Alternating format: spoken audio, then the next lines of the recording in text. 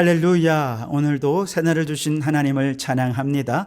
오늘도 말씀으로 시작하는 이 하루가 말씀의 힘과 능력과 원칙으로 승리하며 살아가는 오늘 이 하루 되시기를 주님의 이름으로 축원합니다. 오늘 우리에게 주신 하나님 말씀은 레위기 15장 말씀인데요. 1절에서 12절까지 말씀을 봉독해 드리겠습니다. 하나님의 말씀을 경청하시기 바랍니다. 여호와께서 모세와 아론에게 말씀하여 이르시되 이스라엘 자손에게 말하여 이르라. 누구든지 그의 몸에 유출병이 있으면 그 유출병으로 말미암아 부정한 자라. 그의 유출병으로 말미암아 부정함이 이러하니 곧 그의 몸에서 흘러나오든지 그의 몸에서 흘러나오는 것이 막혔든지 부정한즉 유출병이 있는 자가 눕는 침상은 다 부정하고 그가 앉았던 자리도 다 부정하니 그의 침상에 접촉하는 자는 그의 옷을 빨고 물로 몸을 씻을 것이며 저녁까지 부정하리라. 유출병이 있는 자가 앉았던 자리에 앉는 자는 그 옷을 빨고 물로 씻을 것이요 저녁까지 부정하리라. 유출병이 있는 자의 몸에 접촉하는 자는 그의 옷을 빨고 물로 몸을 씻을 것이며 저녁까지 부정하니라. 유출병이 있는 자가 정한 자에게 침을 뱉으면 정한 자는 그의 옷을 빨고 물로 몸을 씻을 것이며 저녁까지 부정하리라. 유출병이 있는 자가 탔던 안장은 다 부정하며 그의 몸 아래에 닿았던 것에 접촉한 자는 다 저녁까지 부정하며 그런 것을 옮기는 자는 그의 옷을 빨고 물로 몸을 씻을 것이며 저녁까지 부정하리라.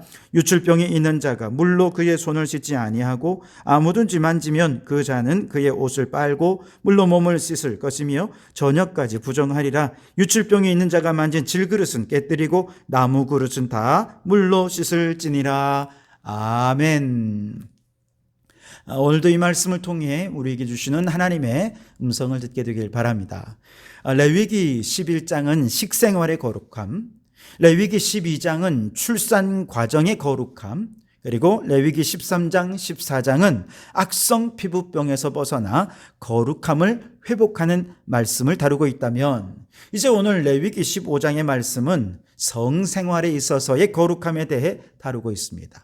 2절을 다시 보시면 이스라엘 자손에게 말하여 이르라. 누구든지 그의 몸에 유출병이 있으면 그 유출병으로 말미암아 부정한 자라 그랬습니다.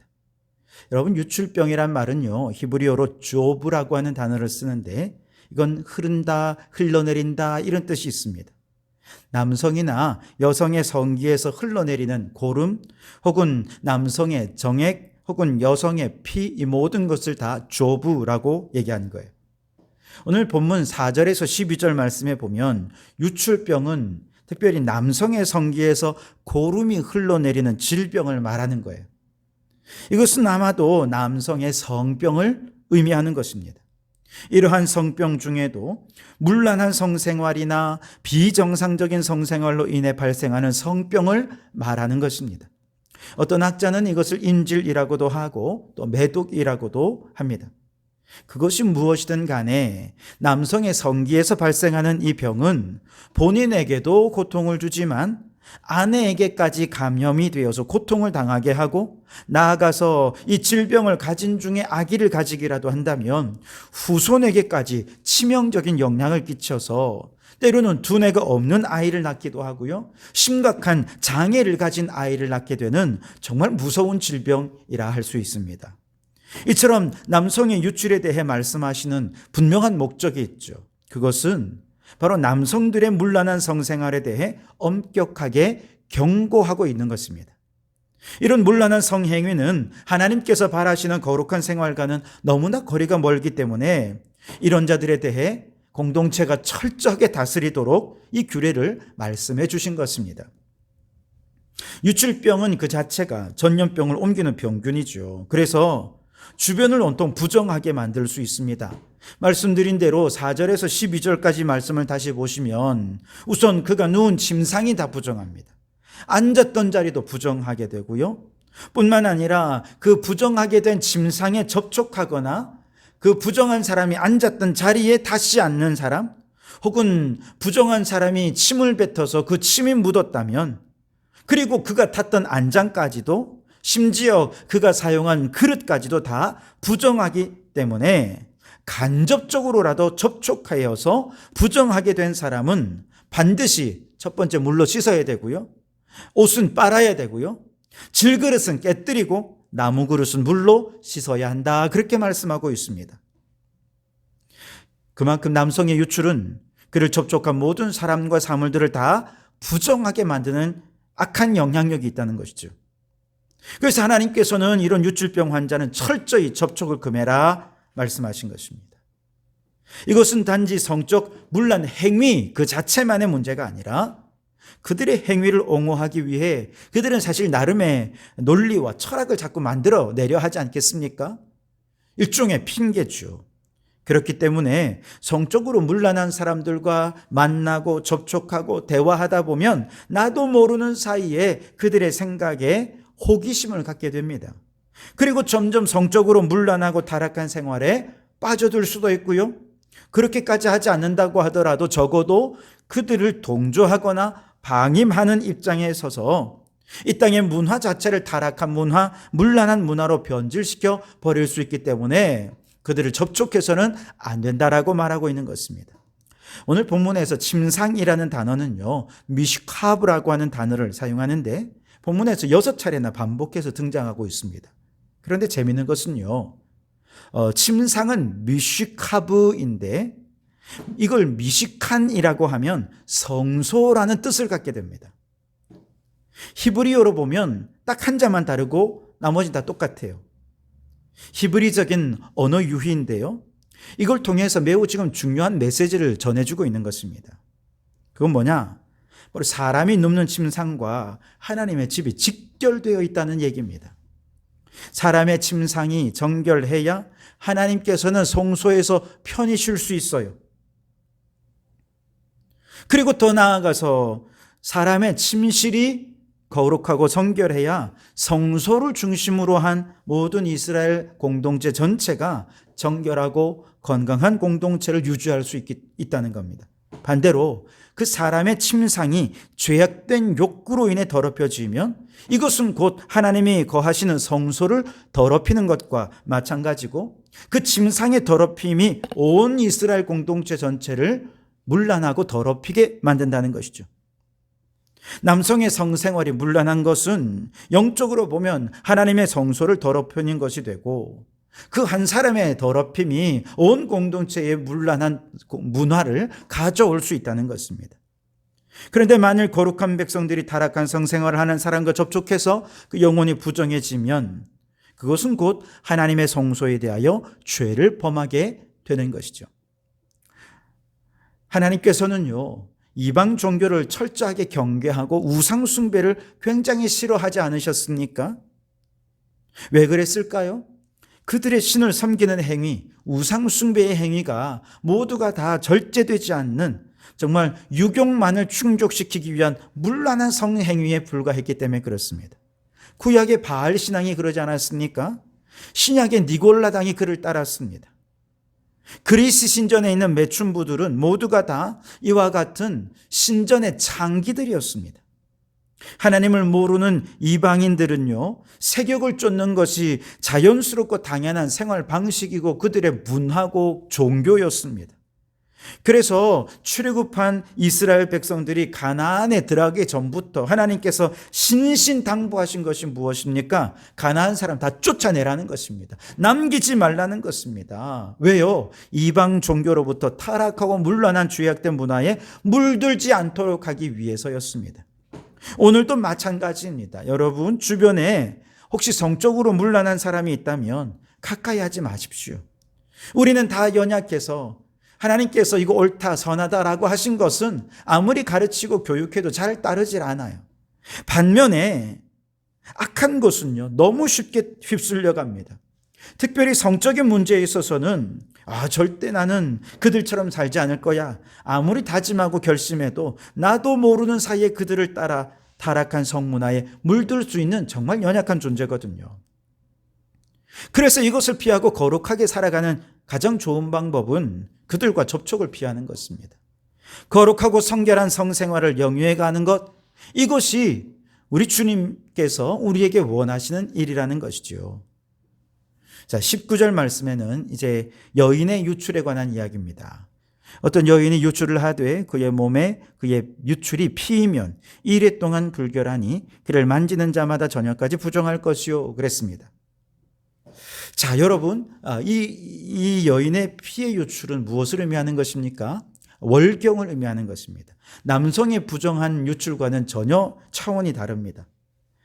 여성의 피해 유출이 부정하다라고 하는 것은 남성의 문란한 성생활로 인한 죄악의 의미와는 전혀 다른 의미예요. 오히려 여성의 건강을 배려하시는 하나님의 사랑의 의미가 담겨져 있습니다. 현대와 같이 의학과 위생이 발달하지 않았던 그 시대에, 특별히 중동 지방의 건기에 뜨거운 날씨, 우기에 덥고 습한 기후 속에서 여성이 7일 동안이나 계속해서 출혈을 하면서 생리를 한다면 이건 여성에게 질병에 감염될 우려가 너무너무 큰 거거든요. 그래서 유출병 구례를 통해서 남성의 성기에서 고름을 흘러내리는 문제가 지극히 부정한 것처럼 여성의 생리 때 흘러내리는 피, 이거 잘 관리하지 못하면 이거 심각한 비위생적인 문제가 되고 또 건강에 치명적인 문제가 발생할 수 있으니 이거 철저히 관리해라 라고 규례를 통해 명령하시는 것입니다. 월경 기간에 여성이 자신의 몸을 잘 관리하지 못하면 건강에 치명적인 문제를 가져옵니다. 이건 본인에게도 큰 문제이긴 하지만 게다가 더 심각하게는 거룩한 자손을 생산하는 일에도 많은 차질이 있을 수밖에 없겠죠. 건강한 몸에서 건강한 자손들이 생산이 됩니다. 그렇기 때문에 여성들은 이 귀중한 일을 잘 감당하기 위해서라도 거룩한 마음으로 정결하고 깨끗하고 건강하게 이 생리의 기간을 잘 보내야 하는 것이죠. 그래서 24절에 보면 월경 중에 있는 여인과 동침도 하지 말도록 했습니다. 그의 불결함이 전염되어서 여인과 남성이 모두 부정하게 될 것이고요. 그래서 월경 기간에 성행위를 금지하고 계신 것입니다. 이건 또 의학적으로 여성에게 또 굉장히 중요한 문제이기도 하대요. 여성의 생식기관은 이 기간 동안에 굉장히 민감해지기 때문에 조그마한 자극에도 크게 영향을 받을 수 있어서 쉽게 질병에 걸릴 수도 있고, 게다가 이 기간 또 가임기간도 아니기 때문에 자녀를 생산할 수 없거든요. 혹시라도 이 기간에 임신을 하게 되면 비정상적인 아이가 태어날 가능성이 훨씬 더 많아진다는 겁니다. 그래서 월경 기간 중에 성행위는 여성 자신을 위해서도 좋지 않고요, 남성을 위해서도 좋지 않고 태어날 자녀를 위해서도 문제가 생길 수 있기 때문에 주님은 금하고 계신 것입니다. 앞서 12장에서 출산한 여성에 대해 하나님이 얼마나 관심을 가지고 있고 배려하시면서 여성의 인권을 보호해 주셔야 하셨는지 이미 살펴보았지 않았습니까? 마찬가지로 월경도 거룩한 하나님의 자녀를 생산하는데 없어서는 안 될 매우 중요한 과정이기 때문에 특별히 여성이 이 기간 중에 몸을 정결하게 하고 건강에 유의하도록 하기 위해 부정한 기간을 정해서 여성을 보호하고 계신 것입니다. 여러분, 유출병과 그 부정을 제거하는 규례를 통해서 하나님은 신앙 공동체가 성적으로 성결하게 되는 것이 얼마나 중요한 것인지에 많은 관심을 갖고 계십니다. 사실 오늘날 우리는 성에 대해 좀 부정적인 인식을 많이 가지고 있고 교회에서는 성과 관련된 이야기를 거의 잘 하지 않죠. 그런데요, 성경은 성에 대해 부정적으로 말하지 않습니다. 오히려 하나님이 주신 선물이라고 말씀하십니다. 고린도전서 7장에 보면 기도 시간 이외에는 절대로 분방하지 말고 성생활을 피하지 말아라, 그렇게 가르치고 있습니다. 구약의 아가서는 하나님과 인간과의 사랑의 메시지에 대해 담고 있지만 그리스도인의 성생활에 관한 지침이기도 합니다. 다시 말해서 하나님은 그의 피조물인 인간들이 결혼이라고 하는 이 거룩한 테두리 안에서 마음껏 성의 기쁨을 누리면서 살아가기를 원하신다는 것입니다. 그러니 여러분, 성적인 것을 무조건 부정적인 것으로만 생각하지 마시고 이 가정이라는 울타리 안에서 하나님이 주신 아름다운 선물로 받아 누려서 거룩하고 그리고 올바른 지식을 잘 가르치고 또 배워서 우리 성도들의 가정이 건강하고 더욱더 행복한 가정이 되실 수 있기를 주님의 이름으로 축원합니다. 특별히 여러분, 오늘 우리가 살아가는 이 세상은 얼마나 음란하고 타락한 문화가 가득해 있는지 모릅니다. 이런 세상 속에서 교회를, 공동체를 세우신 것은 바로 타락한 성문화에 물들지 말라는 것이고 더 나아가 거룩한 하나님의 문화로 세상을 변화시키라 하심인 줄 믿습니다. 이 믿음으로 세상 속에 거룩하고 선한 영향력을 끼침으로 세상을 거룩하게 변화시켜가는 우리 성도교회 모든 성도들이 되시기를 주님의 이름으로 축원합니다. 기도하겠습니다. 하나님, 그동안 교회가 성적인 문제에 대해 부정적으로 말해왔고 말도 못하게 해서 이것이 하나님 주신 귀한 선물인지 깨닫지 못했습니다. 그러는 동안 세상의 음란하고 타락한 문화가 성도들의 삶에 스며들어 버렸습니다. 오 주님, 오늘 말씀을 통해 가정이라는 울타리 안에서 성생활을 기뻐하고 누리는 것이 하나님의 선물임을 깨닫게 해 주시옵소서. 타락한 세상 속에서 거룩한 성생활의 모범을 보이며 세상을 향해 선한 영향력으로 세상을 변화시켜가는 저희들이 되게 해 주시옵소서. 예수님 이름으로 기도하옵나이다. 아멘.